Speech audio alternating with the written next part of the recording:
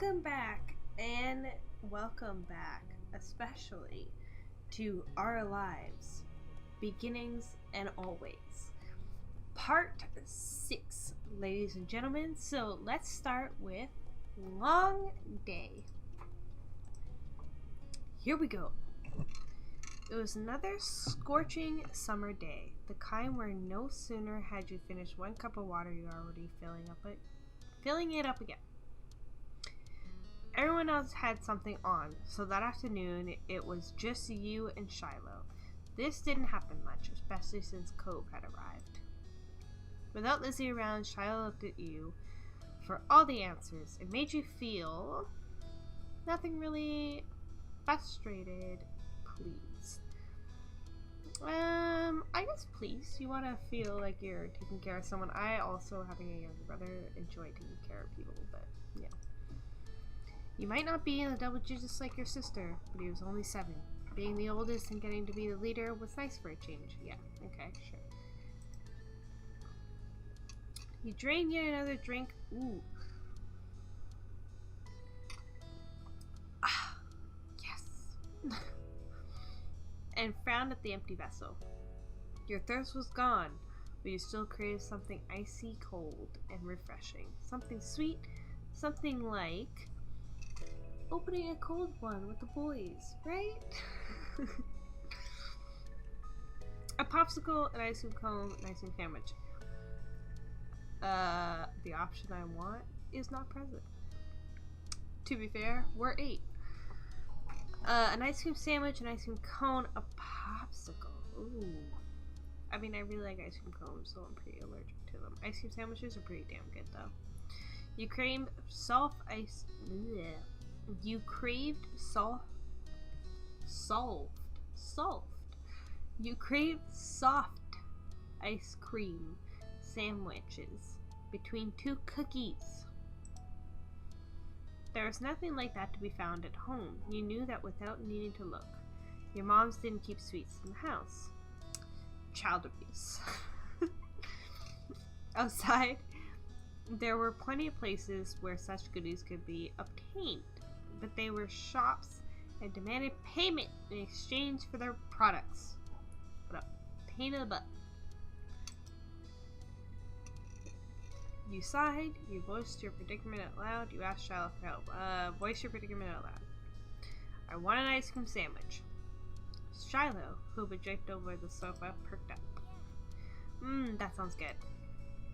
We don't have anything like that in the house, and I don't have any money.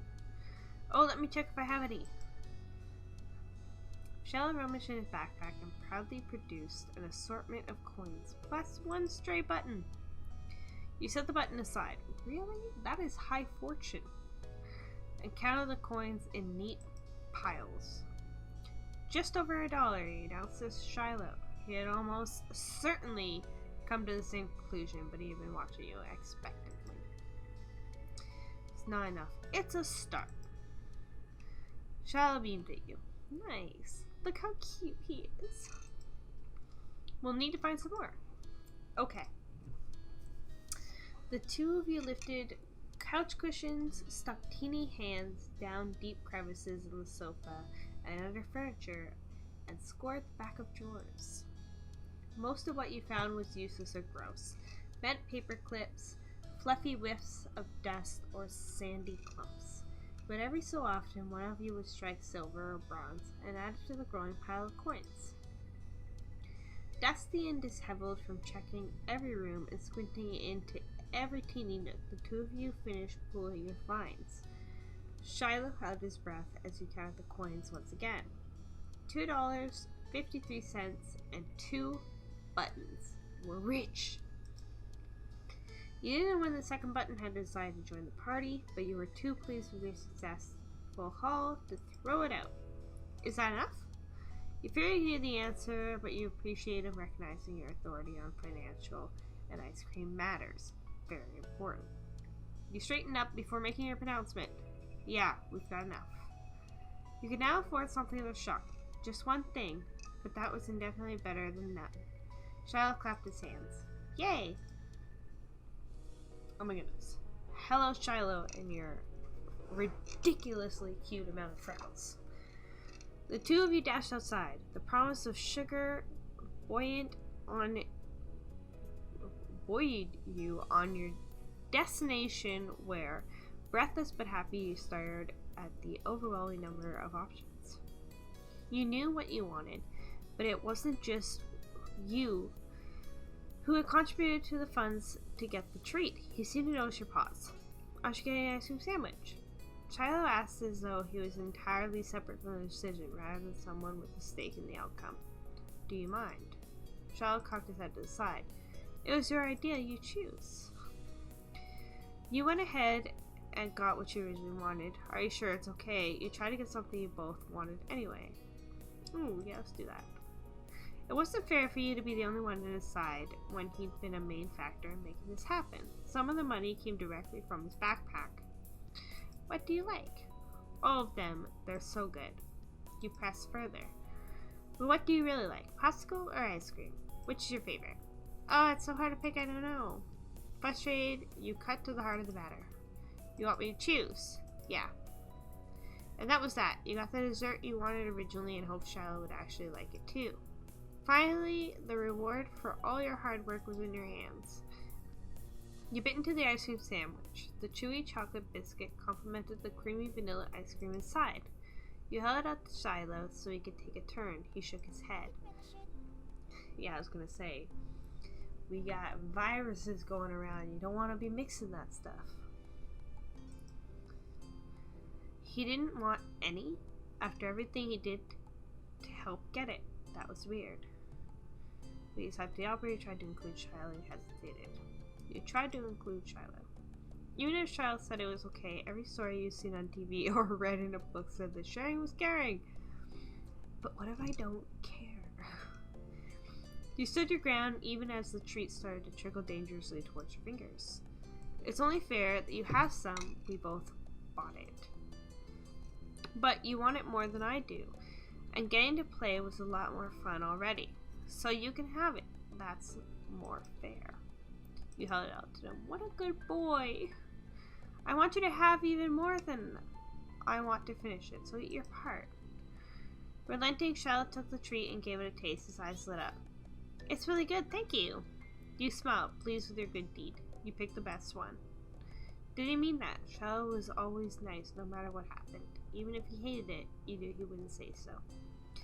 I would hope to raise kids, like, not that they wouldn't speak their own opinion or that, you know, they can't dislike things, but that they're really nice people, you know, much like this, in a way. Maybe he thought it was gross and that was the real reason he didn't want to take some. You had no idea. You studied him as they ate a little bit more. He had every appearance of enjoying himself. Still weird. The two of you began to head back home as he ate. You walked side by side on the shore in silence, but your thoughts kept drifting to the boy beside you. Why didn't he speak up for himself? It was almost as if Shiloh didn't know how to say what he felt, or was too afraid to. You figured that was his problem and didn't care. Are you scared of me? You thought that was kind of sad. Are we friends? Are we friends? Shiloh opened his eyes wide, seemingly caught off guard by the blunt question. Yeah, I think so. He says that, but friends should be able to talk to each other without being scared. If Shiloh wouldn't do that, were we even really friends at all? He rubbed his hands together nervously over your non-reaction. I'm sorry. You weren't sure how sorry he could be without knowing that what he's even apologizing for, but you shook your head. You didn't do anything. It was true. Shiloh hadn't done something mean. He'd gone out of his way to make you happy. That didn't seem like it should be a bad thing, yet it bothered you. I just don't know if you like me. It's like, it doesn't matter what I do. You're gonna act the same. I could be anybody, and you wouldn't care. That is a lot to presume an 8-year-old would say. No, I like you. I really, really like you, Jamie. I want to be friends. Okay. You smiled hesitantly at him, and his fidgeting ceased. Even though you weren't sure if you believed him, this was only making things worse. You decided that maybe there were all types of friends. If Shiloh wasn't able to do things differently, this would have to be alright. Shiloh made you unsure about setting a label on the experience of spending the afternoon with just him. There have been good times and there have been confusing ones. You were positive with one thing at least. The treat was delicious, and that was nice. And that's what matters. The sun was low on the horizon and you returned to your neighborhood. There you spotted two very familiar figures up ahead, Lizzie and Cove. You opened your mouth to make your presence known to them just as you saw the tears on Cove's face. You walked straight over, Shiloh at your heels. Once there, you defend Tove. Take a moment to write a joke, accuse Lizzie of causing trouble, carefully ask what happened. Without a time machine, the only way you're going to find out was by asking the witnesses. Lizzie might have done something, but she could have been in the wrong place at the wrong time, or even come to Cove's aid. You wanted to hear the story. Cove, what happened? Jamie, I got yelled at. He took a deep, steady breath. Some grandparents got mad at me. Sorry. Lizzie jerked her head in the direction of a nearby house. Your heart sunk. You knew exactly what had happened. Every year, the same mean old couple rented out that condo for the summer. You, Lizzie, and Shiloh knew to stay away from them, but Cove couldn't have. They're like that with everyone. Whoa, I missed something. Yeah, Lizzie said. Lizzie drew herself up at that. She looked pointedly in your direction. I was helping. That's cool. Is there anything I can do? No, I'm just gonna stay away. Or you could teach them a lesson. There was a devilish glint in her eyes. What? You should ding-dong ditch them. Go ring the doorbell and run. It'll be great, because they're so slow, they'll never catch you. Not mean at all. That's dumb. I don't want to go near them ever again.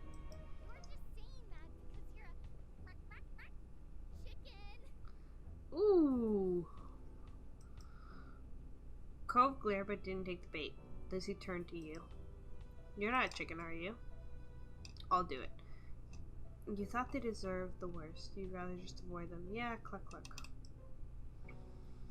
She can't teach you about being a chicken if you are. In fact, a chicken hunched over, you fold your arms to form wings and bat them up and down. Buck, buck, buckock? For once, your sister seemed at a loss, but it didn't take long for her to regain her usual confidence. So you admit it. You continue to flap your wings as you circle your sister, clucking all the while. There's no shame in a chicken being a chicken. Yeah. You're a chicken. Things were not going the way Lizzie expected. She fought against the launch. Ooh. She fought against a laugh and looked for a way to restore her serious authority. Yeah, you and Cove are both little chickens. Buckcock? Cove folded his arms through the one with the cast wasn't as tightly tucked down and joined you in cheeping around. It was hard to cluck through the giggles that rose up when you saw him imitating a chicken, but you still both gave a first-class performance. The door to the old couple's condo flung open to reveal one of the culprits behind Cove's tears. You froze, wings raised. Can't you let anyone have a little bit of peace and quiet? He must not be a fan of theater or farm animals, as well as kids. That was the only exception for his outburst, which was far louder than anything, the only explanation for his outburst, which is far louder than anything you and Cove had done. Go on, beat it. It was distinctly unfair, but Cove's lips were trembling and he thought it would be best to heed his command. Lucy took off and Shiloh immediately trailed after her without as much as a glance back in your direction. So much for your friendship. You waved your arms at Cove, summoning him to follow you, and ran after Lizzie. The old man's hollers propelled you all from the street to the sanctuary of the hill. Only once you were safe did you notice the stitch in your chest and the ache in your legs. You flopped down, the blades of grass tickling your face. Lizzie, who had taken the lead in the end, was already lazing on the ground. The four of you took a moment to catch your breath and enjoy the feeling of cool grass against your skin. Hey, Cove! Cove lifted his head. I told you there were mean grandparents around here. Cove rolled his eyes and then decided this wasn't dismissive enough and rolled his whole body away from your sister. Lizzie tried to ignore his response and started chatting to Shiloh, who eagerly joined in on the conversation. In the back of your mind, you knew you'd be second fiddle against Shiloh once Lizzie came around. It always been like that. And it was fine, you thought. You still felt a little sad after how much time you spent playing together. It was always so annoying. It was fine, you thought. Shiloh could prefer Lizzie as much as he wanted to. You closed your eyes, laid on your side, and relaxed. Some time passed with you like that. It felt good to take a real break. You moved onto your back with a small smile and looked at the darkening sky. The blanket of clouds reminded you of a thick throw you curled under on cold, rainy days. You wondered if the clouds would be as soft. They lazily floated on by, splitting each other, merging and morphing into new shapes. You saw a dolphin, you saw a car, you saw an alpaca, you saw a smiley face, you saw clouds. You saw cloud shapes. So I would say we want to pick the right sort of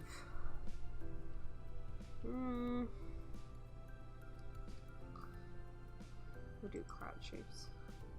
You nudged Cove and pointed to the sky. What does that look like?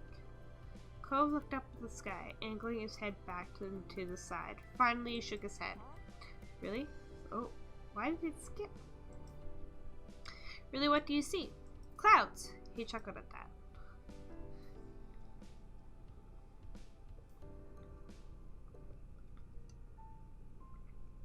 All the sun's light faded from the sky and the moon rose higher. Lizzie got to her feet, dusting strands of grass from her bare legs and surveying her surroundings. The ocean, visible from the crest of the hill, beckoned with every sweep of the tide. Let's go to the beach. There was no argument from the other two. Shiloh was still Shiloh, and Cove would never say no to going to the shore. He was a child of the sea. You wanted to go there too, were too tired to argue, were happy to do what the others wanted, objected to the plan. I'm happy to do what the others wanted. The beach wouldn't necessarily have been where you chose to go next, but if that was what the others wanted to do, you weren't going to spoil the fun. You stepped onto the sand for a second time that day, but it felt different at night. The beach was nearly quiet at this hour. Abandoned sand castles and footsteps in the sand, too big to belong to any of you, were the only indication of how busy it had been only hours earlier. The four of you kicked shoes off and removed socks and walked along the water's edge. The wave tickled your feet. I wonder what would happen if you tried to take a bath in the ocean, with shampoo and everything. I have wondered the same. That would be bad for the fish. I didn't say anyone would do it. Geez, you don't have to be serious about everything. You're the one who would ask what would happen. That is what would happen. It hurt the fish. I don't know, it's a big ass ocean. Probably not, but fair. I like bubble baths at home. They're a lot of fun. I like bubble baths too. Me too. Bubble baths are luxurious. You never heard Lizzie use that word before. Mommy loves to have bubbles in her bath. She'll turn the lights off and have candles. I'm going to do that next time. Mommy's having a good time. Hey, when's your mom coming to pick you up anyway? Not for a while, she's busy. What about your dad? How come you never talk about him? Nobody does. Didn't you know you're not supposed to ask something like that? Why would somebody want to talk about something they never talk about? Fair. Kept your eyes on the ground, watching your toes get swallowed by the waves. Even if Shiloh never seemed upset when this topic came up. It made you feel awkward just for having both of your moms. It's okay. I'm like Lizzie and Jamie, I don't have a dad. But I don't have two moms, I just have one. She's really great. Oh, sorry, I only have one now too. My mom isn't here. She's back home. It's just my dad with me. Oh, I never had a dad or anything, so I don't feel bad. It's really sad that your mom is gone. Cove nodded. You joke about Shiloh's mom getting together with Cove's dad. Even if they're all different, our parents are good in their own ways. You don't say anything, they're just good in their own ways. Cove couldn't muster a response. You don't think he truly disagreed, though. The silence broke with a splash as Lizzie kicked in your direction. Cold water and sudden sand splattered against your legs. Lizzie giggled, foot outstretched from the kick. Cove joined in, striking the incoming wave to make a splash of his own. Shiloh scurried out of Cove's spray zone with a grin. You made a run for it. You retaliated. You used your foot to smack the water pooling around you, sending an arch of sea foam spraying back onto your sister. You laughed as she spluttered some of the salty water having landed in her mouth. She spat it out. Yuck. Lizzie chased you, intent on revenge. You dashed up and down the coast, taking it in turns to be predator and the prey, as well as joining forces to take down Shiloh or Cove. Alliances were silently formed and wordlessly broken. Everything was fair game in war. Ah! Shiloh's brief explanation was drowned out by the biggest splash yet, caused by him falling face first onto the ground. That would have been bad enough without the wave that followed, cascading over his prone body. Shiloh sat up, shaking his head like a dog coming in from the rain. As you all hurried over to check on him, his hair plastered to his head and his soaked clothes clung. If there was any part of him that was still dry, you couldn't see it. That was crazy. Are you okay? Yeah, my foot got stuck and I fell over. Way to go, Shiloh, you Dumbo.